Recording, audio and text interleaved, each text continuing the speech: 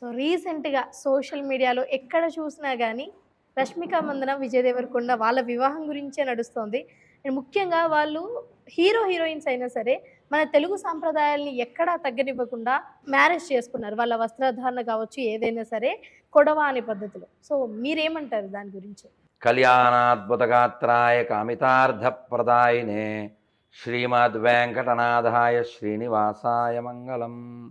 హరే కృష్ణ కృష్ణ కృష్ణ హరే హరే, హరే రామ రామ రామ హరే హరే. చాలా మంచి ప్రశ్న అడిగావు తల్లి. రష్మిక మందన, విజయ్ దేవరకొండ అసలు వారు పెళ్లి చేసుకునే పద్ధతి చాలా బాగా చేసుకున్నారు.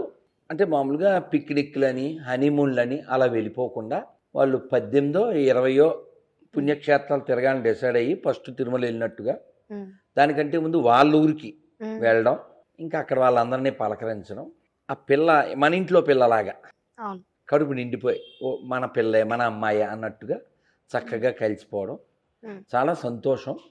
అలా సాంప్రదాయాన్ని విడవకుండా ఉండాలి. అది అందరికీ మంచిది, దేశానికి మంచిది. అంతేగాని ఏదో చొక్కాలు మార్చినట్లు, చీర మార్చినట్లు మొగుళ్ళని అల్లి మార్చేయకుండా ఇష్టం వచ్చినట్టు. ఇప్పుడు ప్రీ వెడ్డింగ్ అని చాలా చండాలంగా చేస్తూ ఉంటారు. మొన్న మధ్య బురదలో కూడా దిగి అదేదో ఇంకా అసలు మనం పందులను అవమానించకూడదు కాబట్టి నేను వాడలేదు. కానీ అలా రకరకాలుగా చేసేస్తున్నారు. అలా కాకుండా ఎంత కన్నుల పండుగగా ఉంది. So Vijay Devarakonda along with బంగారకొండ, అంతే కదా. అంటే వాళ్ళిద్దరు ఫోటోస్ కూడా పెట్టేసి సోషల్ మీడియాలో లక్ష్మీ పార్వతి లేకపోతే పార్వతీ శివుడు వీళ్ళిద్దరిని కంపేర్ చేస్తూ పెడుతున్నారు ఫోటోస్. ఎట్లా ఉన్నప్పటికీ మన ఇంటి పిల్లలాగా, మన ఇంట్లో జరిగినట్లుగా చక్కగా నిండుగా లేదా అలా ఉండొచ్చు. అలా ఉండాలి అంటే దాని పట్ల కొంచెం అవగాహన ఉండాలి. వాళ్ళకు ఉంది కాబట్టి అలా ఉన్నారు చక్కగా. కాబట్టి ఇంకెవరు సెలబ్రిటీస్ పెళ్లి చేసుకున్నా కూడా విపరీత, అసలు సెలబ్రిటీస్ అని కాదు ఎవరైనా, అంటే చాలాసార్లు ఉపన్యాసాల్లో చెబుతూ ఉంటాం. నాలాంటి వాడో లేకపోతే ఇంకెవరో, ముఖ్యంగా సింహాచల శాస్త్రి గారు సెటైరిక్గా చెప్తారు హరికథకులు. తాళి ఎప్పుడు కట్టాలి? పెళ్లి చేసుకునేటప్పుడు. సమయం అంటే ఏ ముహూర్తం అయితే అటు చెప్తారు. సుముహూర్తే సావధాన, శుభలగ్నే సావధాన చెప్తారు. అప్పుడు ఈ తాళి, జీలకర్ర బెల్లం, ముహూర్త సమయం, తర్వాత తాళి కట్టడం, ఇవన్నీ ఎవరు చెప్తే చేయాలి? పంతులు గారు. పిచ్చిదాన్ని, తెలీదా నీకు? అప్డేట్ అవ్వలేదా? అవ్వలేదు గురుగారు. వాళ్ళు చెప్తారా? అసలు పంతులు మాట తెలుస్తుందా? వాడు చెప్పాలి. వాడంటే కెమెరామెన్. అలా అంటారా? ఓకే, సరదాగా అంటున్నాను నాన్న. వాడు అంటే కెమెరామెను అక్కడే ఉండు, అది చేయాల పెట్టు, వాడు చెప్పినప్పుడు కట్టాలి, వాడు చెప్పినప్పుడు వంచాలి. ఇలాంటివి చెయ్యకూడదు. సరదాగా చెప్పాం కానీ అలా చేయకూడదు. ఆ ముహూర్తం అయిపోయిన తర్వాత కావాలితే వీళ్ళలో యాక్షన్ చేయమని చెప్పాలి. కానీ ముహూర్తం అలా ముందుకి వెనక్కి జరగనివ్వకూడదు. మనం చూస్తున్నాం కదమ్మా, పొద్దున్న మామిడాకులు, సాయంత్రం మామిడాకులు, ఇలాంటి జరగడానికి కారణం ఇలాంటివే. అదైంది. అందుకని ముహూర్తాన్ని అపహాస్యం చేయకూడదు, అలాంటి పిచ్చి పనులు చేయకూడదు అని చెప్పడానికి చెప్తున్నాను. విజయ్ దేవరకొండకి, రష్మిక మందనకి వివాహ మహోత్సవ శుభాకాంక్షలు. విష్ ఆల్ ది బెస్ట్ గురుగారు. అలాగే విజయ్ తలపతి అని, అంటే ఈ విజయ్కి ఏమో పెళ్ళై హ్యాపీగా ఉంటే, ఈ విజయ్కి ఏమో డివోర్స్ నోటీస్ వచ్చింది.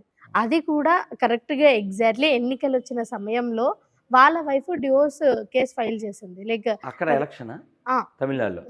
సో ఇప్పుడు నాకు డివోర్స్ పాలిటిక్స్ లో ఉన్నాడు, సీఎం స్థాయికి పోటీ చేస్తుంది. చెప్పేది నేను విజయ్ సేతుపతి అని. లేదు, విజయ్ తలపతి. ఓకే, సేతుపతి కూడా ఉన్నాడు కదా, అతను విజయ్ కదా, అందుకు మనసులో అట్లా వచ్చింది. Okay okay, Thalapathy, you are right. అతని భార్య వీడియోకి నోటీస్ ఇచ్చింది.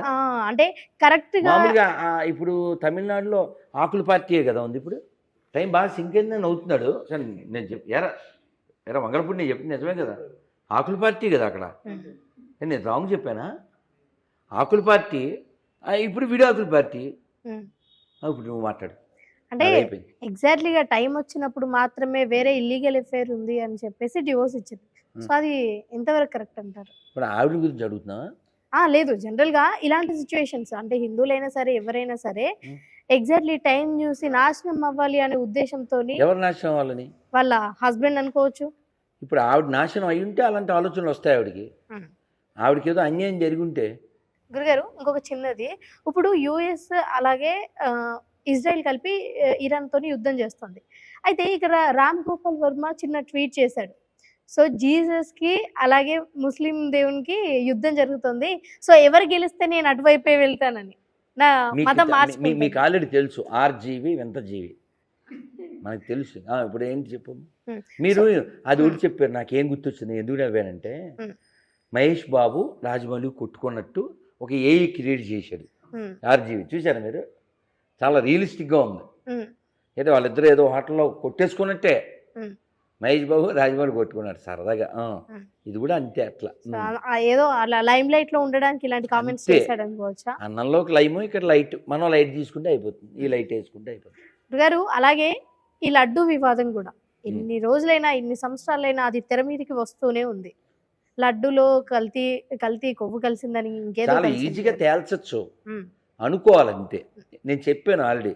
దాదాపు పోయిన నెల 9 అంటే ఇవాళ 5, 25 రోజులు క్రితం చెప్పాను. నేను ఏం చెప్పానంటే, అఖిల పక్షం అంటారు తెలుసా నీకు? అంటే ఏంటమ్మా? తెలియదు గురుగారు. ఆల్ పార్టీస్, దట్స్ కాల్డ్ అఖిల పక్షం. ఓకే. ఇప్పుడు ఆంధ్రప్రదేశ్ శాసనసభలో ఎన్ని పార్టీలు ఉన్నాయో, అసలు గెలిచిన వాళ్ళు గెలవనోళ్ళు ఎవరైతే ఉన్నారో వాళ్ళందరినీ పిలిచేయాలి. ఎక్కడికి? తిరుమలకి. తిరుమల పిలిచేసి అక్కడ అఖిలాండం అని ఉంటుంది. బేడాంజీసా ఉంటారు కదమ్మా. వెళ్ళాను గురుగారు, తిరుపతి అనీసా ఉంటారు కదా, బేడి అనీసా తెలుసు కదా, తెలుసు. దీపాలు వెలిగిస్తారు కదా, అక్కడ నిలబెట్టేసి అక్కడ మెట్లుంటాయి, అక్కడ నిలబెట్టేసి స్వామివారి వైపు చెయ్యలా పెట్టేసి, తిరుమల శ్రీవారి విషయంలో ఏ పార్టీ వాడైనా, ఏ క్యాస్ట్ వాడైనా, ఏ భాష వాడైనా, ఏ స్థాయి వాడైనా స్వామివారి సొమ్ము తింటే వాడి కుటుంబం, వాడి పార్టీ సర్వనాశనమగు గాక అని వాడే అనేయాలి. అంటే రాజకీయ నాయకులు తెలుసు ఇలాంటిది ఒకటి చేస్తే అది నోటితో అంటే చాలా వరకు తేలిపోద్ది. అంతే అలాంటివి చేయాలి. ఊరికే దేవుని మధ్యలో పెట్టేసి రాజకీయాలు చేసేసి అటు నుంచి తిప్పుతూనే ఉన్నారు. ఇదే ఎవరు చేస్తే ఆగుద్దో చెప్పనా? సుప్రీంకోర్టు సుమోటోగా తీసుకోవాలి. స్టాప్ దిస్ నాన్ సెన్స్ అని ఎవరు తప్పు చేశారని లోపల వేసితే అయిపోద్ది. ఓకే గురుగారు, ఇప్పటి వరకు అయితే ఈ హాట్ టాపిక్స్ అన్ని పక్కన పెడితే ఇంకా కాసేపు మన ఒరిజినల్ టాపిక్స్ లోకి వస్తే, చాలా మంది క్రిస్టియన్స్ నన్ను ఏమడుగుతున్నారంటే, పర్సనల్గా నన్ను నా ఫ్రెండ్స్ సర్కిల్లో ఉన్న వాళ్ళు, ఎందుకు హిందూ మతం వాళ్ళు ఎందుకు ఎక్కువగా కూడా క్రిస్టియన్స్ కానీ ముస్లిమ్స్ కానీ ఎందుకు కన్వర్ట్ అవుతున్నారు అని అడుగుతున్నారు. మంచి ప్రశ్నే. దీనికి సమాధానం చెప్పే ముందు, ఇందాక నువ్వు రష్మిక మందన టాపిక్ తెచ్చావు.